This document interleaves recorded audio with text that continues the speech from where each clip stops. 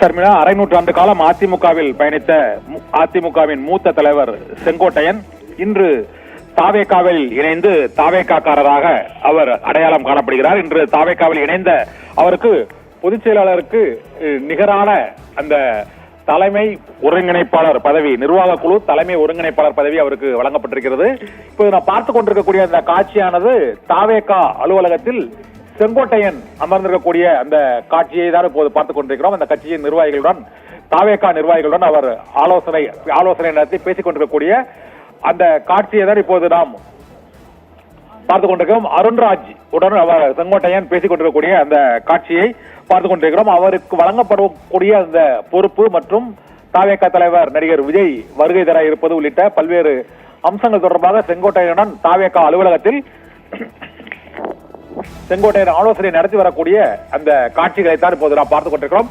தாவேகா அலுவலகத்தில் செங்கோட்டையன் அமர்ந்திருக்கக்கூடிய இந்த காட்சி அதிமுகவின் தலைமை அலுவலகமான ராயப்பேட்டை அலுவலகத்தில் பல்வேறு பொறுப்புகளை அதிமுக தொடங்கிய காலத்தில் இருந்து எம்ஜிஆருடன் முதல் முறையாக சட்டப்பேரவைக்குள் நுழைந்து ஒரு 9 முறை கோபிச்செட்டி, 8 முறை கோபிச்செட்டிப்பாளையம், 1 முறை சத்தியமங்கலம் தொகுதி என 9 முறை சட்டமன்ற உறுப்பினராக, அதிமுக சட்டமன்ற உறுப்பினராக பணியாற்றிய செங்கோட்டையன் 72 வயதில் அரை நூற்றாண்டு காலம் அதிமுக பயணத்திற்கு பிறகு புதிய அரசியல் பாதையை இப்போது தேர்ந்தெடுத்திருக்கிறார்.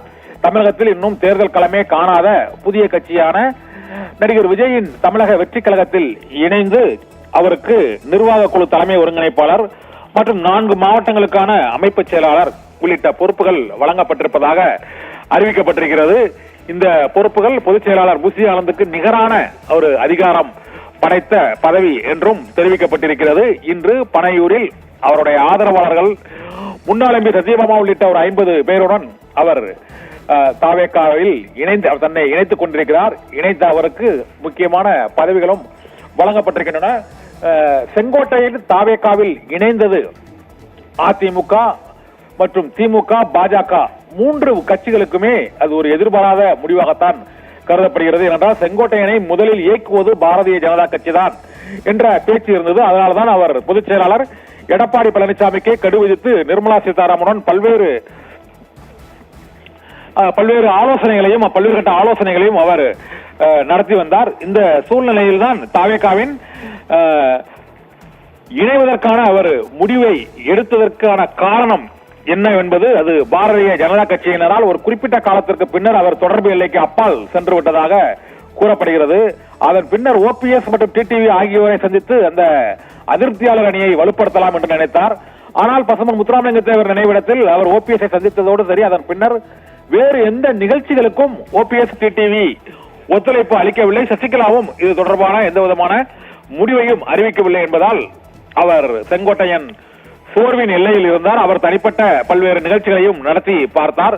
ஆனால் சட்ட ரீதியான முயற்சிகளை மேற்கொள்வேன், என்னை நீக்கியது செல்லாது என்றெல்லாம் அவர் அறிக்கை விட்டு பார்த்தும் ஒரு பரபரப்போ அல்லது எடப்பாடி பழனிசாமியின் வேகத்திற்கு ஈடு கொடுக்க முடியாத ஒரு சூழ்நிலையில் தான் செங்கோட்டையன் இந்த முடிவை, தாவேகாவில் இணையும் முடிவை அவர் எடுத்திருக்கிறார்.